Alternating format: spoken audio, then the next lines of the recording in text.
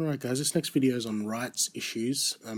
This idea is something we have to go over. It's a way for companies to earn money from existing shareholders. Obviously they'd want to sometimes earn extra money for expansion, purchasing stuff, or paying off debts. And it's going to be easier for them to convince existing shareholders to spend money than it's going to be to get new customers to buy shares. So one of the preferred ways of raising money, or capital as we'll use the word, in this topic is to have a rights issue. So what is a rights issue? It's where existing shareholders are given the right to buy more shares in the company, but at a discounted price. Okay, normally if you want more shares in the company, you have to buy them, just like everyone else.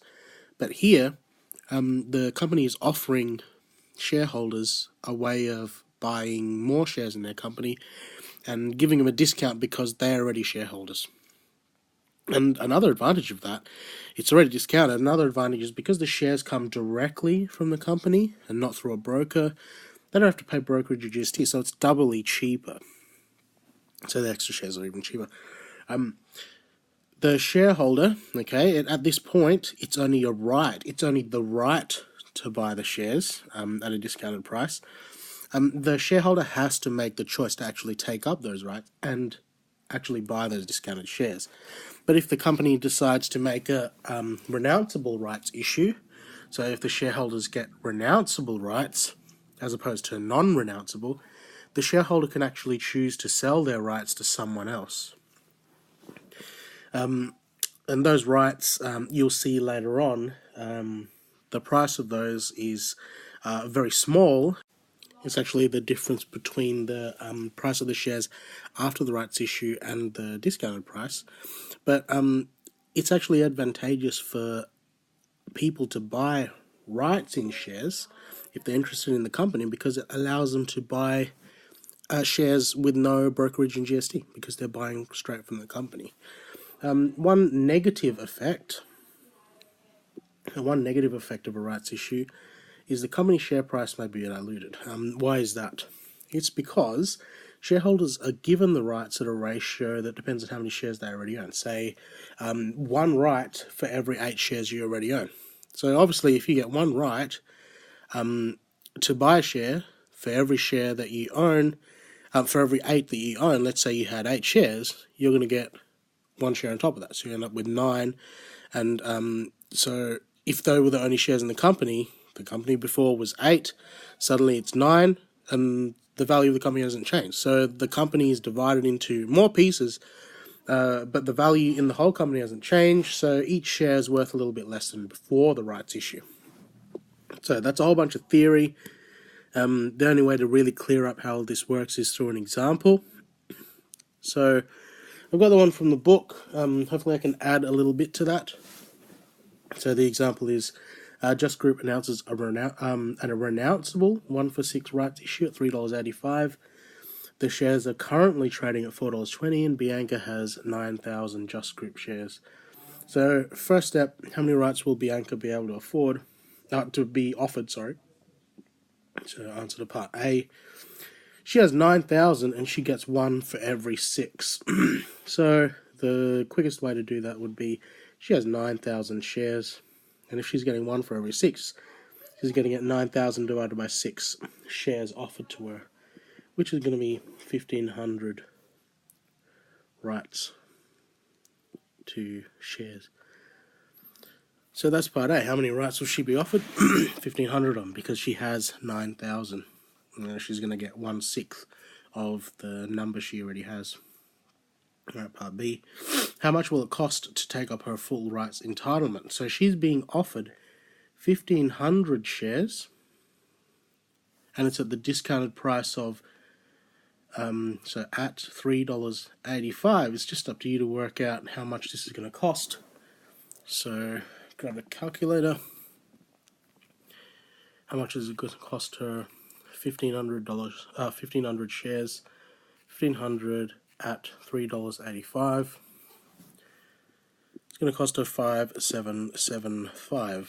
So she's already got shares. She's being offered more at this price. Why would she ever want to buy this? Well, because it's going to be cheaper than her buying the shares without this rights issue, because she doesn't have to pay brokerage or GST. Why is that? Because she's getting this straight from the company, so no brokerage or GST. So hopefully that explains why it might be a preferred way of getting more shares in a company. Part C, what is the expected price of Just Group shares after the rights issue? So we talked about how the share market price might be diluted because the company is growing in the number of shares, even though the value of the company is not increasing, so the overall share price might decrease. How do you work that out? Well, there were 6 shares before at how much were they worth? It's currently trading $4.20. So six shares before at $4.20 would be worth $25.20. And one right converted to a share,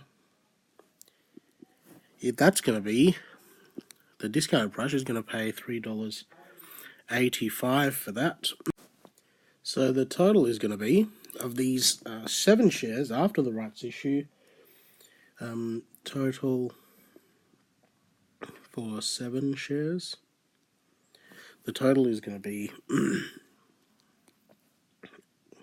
after issue, total is going to be these two added together, $29.05. And so if you know what 7 shares are worth after the rights issue, you can work out what the average price of each share is going to be worth. Average share price after issue, that's going to be the $29.05 divided by the 7 shares that represents. That's going to be $4.15. So as we can see here, after the shares, the rights issued, the shares are going to be worth $4.15. What were they worth before? $4.20. So that's the effect of that dilution I was talking about, where the size of the number of shares that the company is made of has increased, but the overall value of the company hasn't. So actually, the market value of each share individually is a little lower. So that's that. The part D, calculate the value of a Just Group right if Bianca was to sell her rights. So D, if there's any formula in this section, it would be here. Value of a right is going to be share price after rights issue minus the discounted share price. Why is that though? Well, if this person that might want to buy these rights off of, I think it was Bianca, was to buy the shares themselves after the rights issue, they'd be paying $4.15 each for them. So that's the price of the shares after issue anyway that this person would have to pay if they wanted to buy the rights. And the value of the right is in the fact that they're getting access to discounted shares. Okay, so the difference between is the value of the rights. The discounted share price is the cheaper shares they have access to if they have the rights. So that's where that calculation comes from. If we do that calculation, the discounted share price is $3.85. The average share price after issue is $4.15. So the value of a right is going to be $4.15 minus $3.85. That's 30 cents per right. Why would anyone be interested in buying this?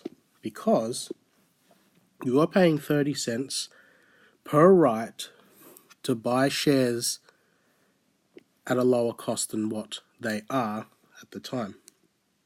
If you were to buy the shares after this rights issue, they would be $4.15. Even though you're paying this 30 cents on top, you're getting access to $3.85 shares that obviously Bianca didn't want. Okay, she's selling her rights to that. And they're cheaper anyway because they don't have to pay brokerage or GST. So hopefully that explains better than the book why rights would be valued, why people would want to even buy these in the first place. I didn't really understand last year when I taught this, but now I do, why people would want to actually buy it. It lets people avoid paying brokerage and GST. And then E, value of the sold rights. What would Bianca receive if she sold her rights on the market? Well, value of sold rights. There's another formula possible here. Number of rights times by value of rights. So Bianca had 1,500 rights. If she wanted to get rid of them, she didn't want to take up that rights offer. She wanted to sell her rights. She'd have 1,500 of them to sell at 30 cents each. And that would be $450. And that ignores brokerage and GST. So if there's any questions like this, you have to make sure you add this ignores brokerage and GST. You probably won't be given any brokerage numbers for the selling of rights in the questions. So if you ever need to do that, a question type like that, you need to write the assumption in that you're ignoring brokerage and GST on the selling of the rights themselves. So why would Bianca ever not want to take up the rights and actually own more in the company? Maybe she was thinking about getting rid of her shares in the first place, or maybe she didn't have the money to spend because obviously it's going to cost her $5,775 to take up those rights, okay, and have more ownership. So she has to actually spend money to do it. But she could actually earn money from this opportunity by selling her right to buy those shares at 30 cents each for all 1,500. So, say if someone was to buy all of Bianca's rights, it would cost them $450. So Bianca would be $450 better off if she was to do this. So hopefully that explains some little advantages as to why people would take up a rights issue, why people would buy the right to buy cheaper shares. So why would anyone want to buy the rights that we calculated the value of in Part D, and also why Bianca would want to sell them off, because she can earn some money for nothing basically there. So that's the video on rights issues. Those are the answers, and I will see you on the next video.